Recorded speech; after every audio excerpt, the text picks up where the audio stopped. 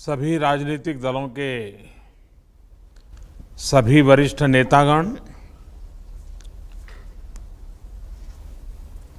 आज के इस महत्वपूर्ण विषय पर आप सभी वरिष्ठ महानुभावों ने जो विचार रखे हैं वह बहुत ही महत्वपूर्ण है। हम सभी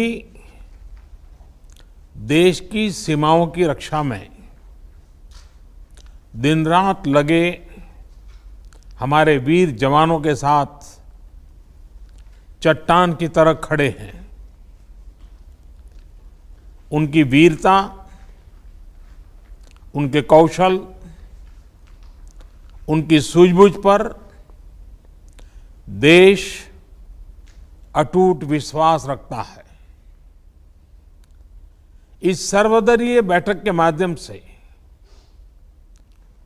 मैं शहीदों के परिवारों को भी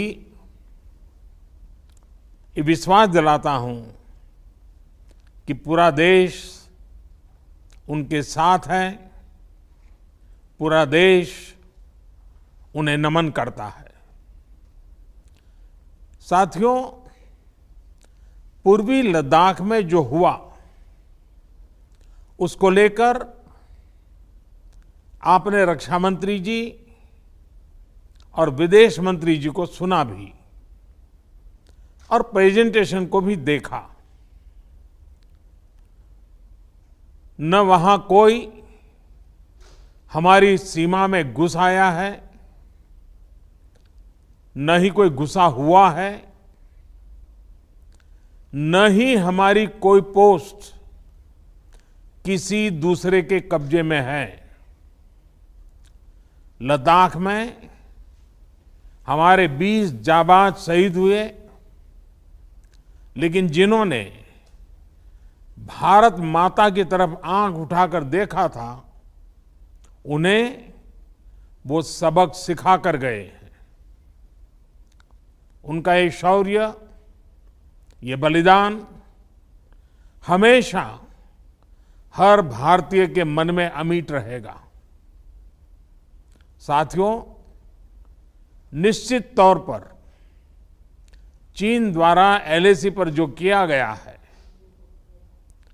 उससे पूरा देश आहत है, आक्रोशित है।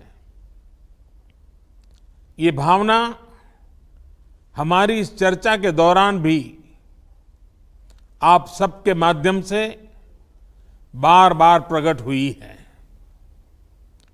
मैं आपको भी आश्वस्त कर रहा हूं कि हमारी सेना देश की रक्षा के लिए कोई कसर नहीं छोड़ रही है। डिप्लॉयमेंट हो, एक्शन हो, काउंटर एक्शन हो, जल थल नभ में हमारी सेनाओं को देश की रक्षा के लिए जो करना है वो कर रही है। आज हमारे पास ये कैपेबिलिटी है कि कोई भी हमारी 1 इंच जमीन की तरफ आंख उठाकर भी नहीं देख सकता। आज भारत की सेनाएं हर सेक्टर में एक साथ मूव करने में पूरी तरह सक्षम है। ऐसे में हमने जहां एक तरफ सेना को अपने स्तर पर उचित कदम उठाने की छूट दी है, वहीं दूसरी तरफ डिप्लोमेटिक माध्यमों से भी चीन को अपनी बात दो टूक स्पष्ट कर दी है। भारत पीस और फ्रेंडशिप चाहता है, लेकिन अपनी सॉवरेनिटी की रक्षा हमारे लिए सर्वोपरि है और आप सबने भी इसी भाव को प्रकट किया है। साथियों, बीते 5 वर्षों में देश ने अपनी सीमाओं को सुरक्षित करने के लिए बॉर्डर एरिया में इंफ्रास्ट्रक्चर डेवलपमेंट को प्राथमिकता दी है। हमारी सेनाओं की दूसरी आवश्यकताओं जैसे फाइटर प्लेन्स, आधुनिक हेलीकॉप्टर, मिसाइल डिफेंस सिस्टम आदि पर भी हमने बहुत बल दिया है। नए बने हुए इंफ्रास्ट्रक्चर की वजह से खासकर एलएसी में अब हमारी पेट्रोलिंग की कैपेसिटी भी बढ़ गई है। पेट्रोलिंग बढ़ने की वजह से अब सतर्कता बढ़ी है और एलएसी पर हो रही गतिविधियों के बारे में भी समय पर पता चल रहा है। जिन क्षेत्रों पर पहले बहुत नजर नहीं रहती थी, अब वहां भी हमारे जवान अच्छी तरह से मॉनिटर कर पा रहे हैं, रिस्पॉन्ड भी कर पा रहे हैं। अब तक जिनको कोई पूछता नहीं था, कोई रोकता टोकता नहीं था, अब हमारे जवान डगर डगर पर उन्हें रोकते हैं, उन्हें टोकते हैं। बेहतर हो रहे इंफ्रास्ट्रक्चर से एक मदद ये भी मिली है कि हमारे जवान जो उस कठिन परिस्थिति में वहां तैनात रहते हैं, उन्हें साजो सामान पहुंचाने में आसानी हुई है। साथियों, राष्ट्रहित, देशवासियों का हित हमेशा हम सभी की सर्वोच्च प्राथमिकता रही है। चाहे ट्रेड हो, कनेक्टिविटी हो,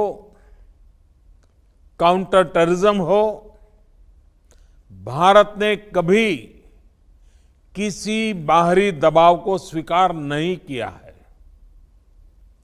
राष्ट्रीय सुरक्षा के लिए जो भी जरूरी कार्य है, जो भी जरूरी इंफ्रास्ट्रक्चर का निर्माण है, उसे इसी तरह तेज गति से आगे भी किया जाता रहेगा। मैं आप सभी को, सभी राजनीतिक दलों को फिर से आश्वस्त करता हूं कि हमारी सेनाएं सीमाओं की रक्षा करने में पूरी तरह सक्षम है। हमने उन्हें यथोचित कार्रवाई के लिए पूरी छूट दी हुई है। आप सभी ने इस बैठक के लिए अपना समय दिया, अपने मूल्यवान सुझाव दिए। इसके लिए मैं सभी दलों का, आप सभी नेतृत्वगण का हृदय से बहुत बहुत आभार व्यक्त करता हूं और आपके सुझाव आगे की रणनीति में बहुत लाभकर्ता होंगे, ये मुझे पूरा विश्वास है। मैं फिर एक बार इस एकता का संदेश देने में आप जो बढ़ चढ़ करके आगे आए हैं,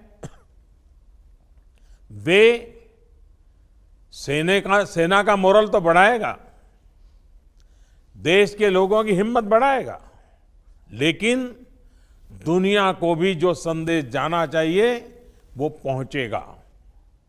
और इसलिए आज की मीटिंग में आपकी सकारात्मक भूमिका का बहुत मूल्य है, उसका बहुत ऐतिहासिक महत्व है। और इसलिए भी आप सभी अभिनंदन के अधिकारी हैं। मैं फिर एक बार आप सबका धन्यवाद करता हूं। नमस्कार।